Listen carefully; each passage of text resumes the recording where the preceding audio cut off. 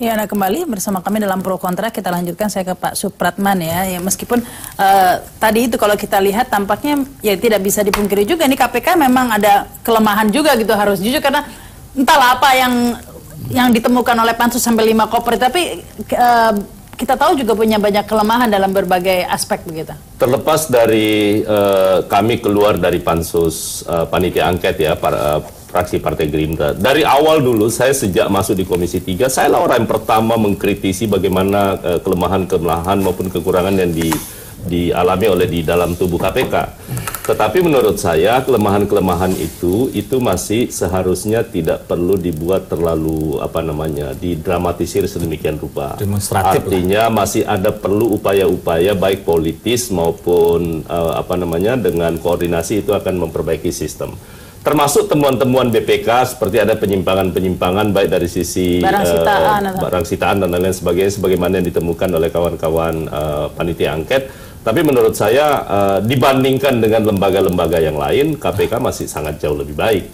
Tetapi sekali lagi, saya tidak mau mencampuri ranahnya kawan-kawan di panitia angket. Kita tunggu saja sampai selesai. Ataupun setidak-tidaknya kita berharap supaya ini, kan orang berdebat sekarang dari sisi legalitasnya, ini legal atau tidak. Buat saya ini bukan perdebatan lagi, karena sekarang tugas itu ada di Mahkamah Konstitusi. Nah, kita minta secepat mungkin Mahkamah Konstitusi itu segera memutuskan pokok perkaranya, supaya ini mengakhiri perdebatan ini. Kalau sekarang kan secara de facto angket ini udah jalan, tak bisa kita persoalkan. Permintaan KPK kemarin supaya ada putusan provisi untuk menunda sementara pelaksanaan angket kan tidak dipenuhi oleh MK.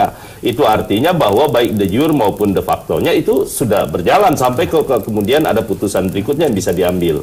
Nah, oleh karena itu sekali lagi saya cuma ingin melihat bahwa keinginan kawan-kawan seperti yang ingin melakukan komunikasi dengan Presiden memang sebenarnya lebih bagus begitu, karena begini. Setiap kali ada persoalan termasuk dalam proses pembentukan undang-undang dan lain-lain sebagainya, ini komunikasi awal itu sangat penting.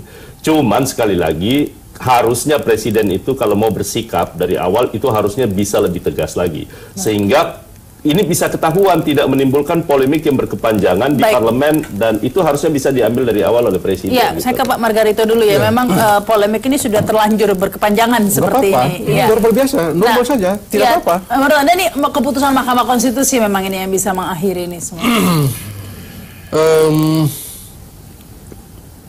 Bagi saya begini, soal perdebatan sekarang nggak ada masalah. Dari segi ilmu hukum, sepanjang belum ada keputusan yang menyatakan ini tidak sah, harus dianggap sah. Titik. Jadi soal perdebatan soal biasa aja. Apa yang tidak diperdebatkan di Republik ini dan di dunia demokratik?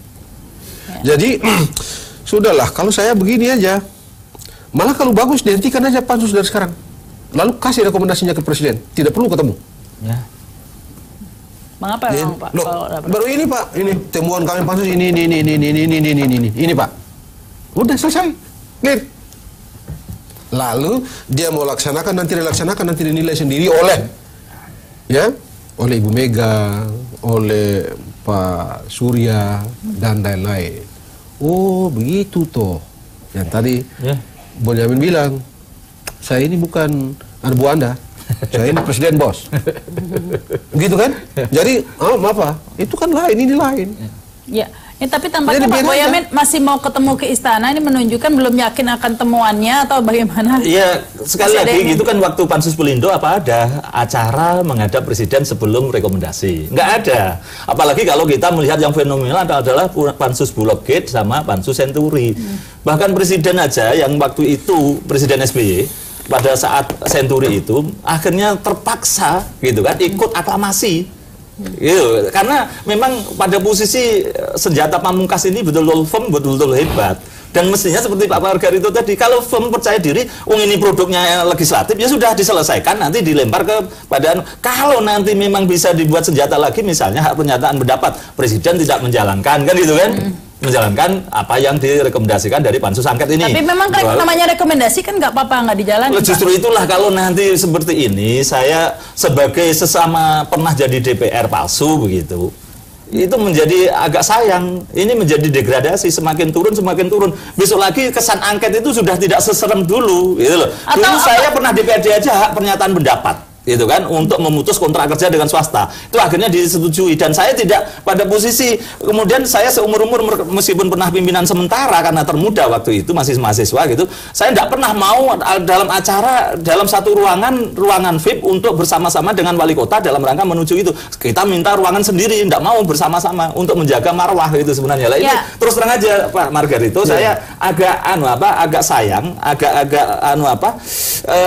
posisi DPR sekarang pada posisi malah justru kekuasaannya sangat tinggi, punya hak anggaran, hak legislasi dan hak pengawasan, malah justru dipakai hal-hal yang menurut saya menjadi agak turun. Mungkin gitu. ini untuk mohon dukungan begitu kali. Ya enggak begitu, kalau memang PD malah justru legislatif itu lebih tinggi dari eksekutif kan. Ya, kesannya seperti itu. Kalau hak angket itu kan kepada presiden malah justrunya kan gitu kan. Atau karena memang butuh dukungan. Jadi karena ini publik memang agak berbeda. gitu ya? Ini agak berbeda objeknya. Ini kan sesuatu hal yang baru. Kalau dulu kayak Senturi, kemudian Bulog, itu kan memang pansusnya ditujukan kepada pemerintah. Dalam hal ini adalah presiden.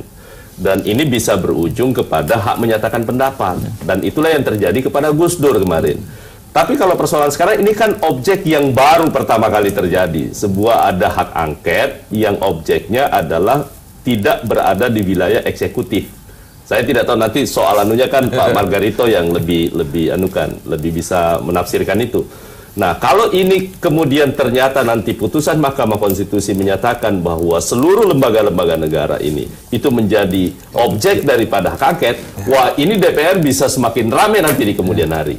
Nah, tetapi sekali lagi buat saya kan menjadi repot, apa yang akan mau dilakukan hak menyatakan pendapat sementara objeknya adalah KPK. Kalau kemudian ini ditujukan kepada presiden. Tetapi yang lebih menarik lagi, apakah mungkin hak menyatakan pendapat itu akan diminta oleh DPR untuk dilakukan itu, padahal seluruh panitia angket sekarang ini adalah partai pendukung pemerintah. Ini sesuatu hal yang agak sulit.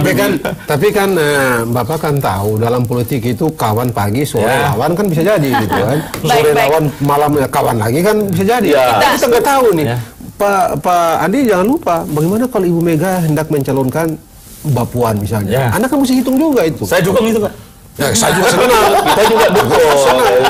Baik, kita harus tapi break. begini loh, Kita harus break dulu. Kita lanjutkan lagi nanti nih. Pemirsa, kami akan kembali setelah pesan-pesan berikut ini.